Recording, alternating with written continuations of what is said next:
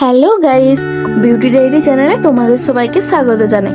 এখানে আমি আমার প্রতিদিনের ভিডিও আপলোড করে রাখি, অনেক ভালো ভালো মুহূর্ত, খারাপ মুহূর্ত। আজকে আমি কোথায় এসেছি বলো তো, গেস করে? হ্যাঁ, তোমরা অনেকেই বুঝতে পারছো, বা অনেকেই বুঝতে পারছো না।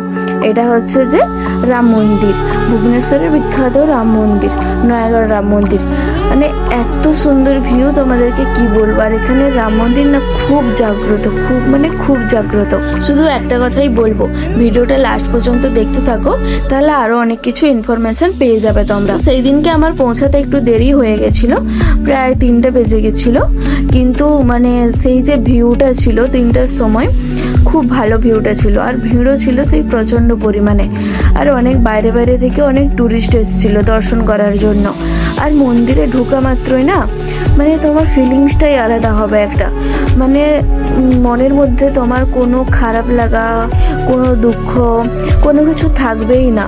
আমি মন্দিরটা চারপাশে ঘুরে ঘুরে দেখছিলাম, মনটা পুরো শান্ত হয়ে গেছিল।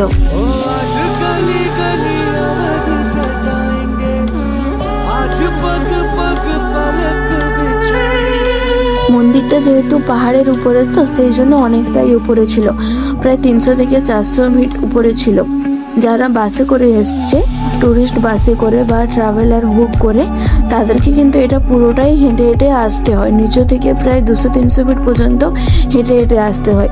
কিন্তু শুধুমাত্র বাইকই একমাত্র উপরে চড়তে পারে, বাইকে এলে তোমাদেরকে হেঁটে আসতে হবে না। মন্দিরের মধ্যে প্রবেশ করার পরেই তোমার মনে হবে মন্দিরের প্রতিটা কোণায় রামের স্মৃতি, সীতামাতার আশীর্বাদ, প্রতিটা ফুলে ফুলে লেগে আছে রামের আশীর্বাদ। দেখো, তোমাদেরকে একটা কথাই বলবো, ভুবনেশ্বরে কোনো মন্দির দর্শন করো বা না করো, রাম মন্দির একবার নিশ্চয়ই দেখে আসবে। আর সেই পাহাড়ের উপর থেকে যে ভিউটা,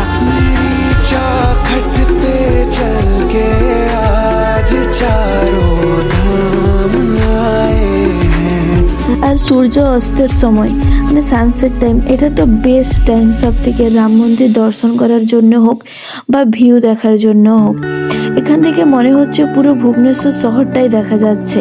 যত ছোট ছোট পাহাড়, আকাশটা তোমরা শুধু দেখো, এত সুন্দর আকাশ, মনে হচ্ছে সত্যি রাম আকাশ এখানে লীলা করছে। এখনো পর্যন্ত রাম এখানে আশেপাশে আকাশের মধ্যে লীলা করছে। এখানে এলে তোমার ফিলিংসটা না এরকমই হবে। আর একটা কথা, ভালো কথা কি বলতো, অনেক মন্দিরে এরকম হয়, হ্যাঁ ঠাকুর দর্শন করতে গেলে আমাদেরকে এত টাকা দিতে হবে, পূজার জন্য এত টাকা, কিন্তু এখানে ওরকম কোনো কিছু নেই। তোমার যত টাকা ইচ্ছা তুমি দর্শন করে পূজা দিয়ে আসতে পারো। কথা বলতে কি বলতো, ফিরে যেতে একটুও মন হচ্ছিল না। ফিরে যাওয়ার সময় প্রচন্ড পরিমাণে মন খারাপ হচ্ছিল, কিন্তু কি আর করা যাবে, ফিরে তো যেতে। দেখা হচ্ছে পরে ভিডিওতে। Tata, bye bye. তোমরা এসে কোনো একদিন ঘুরে যেও।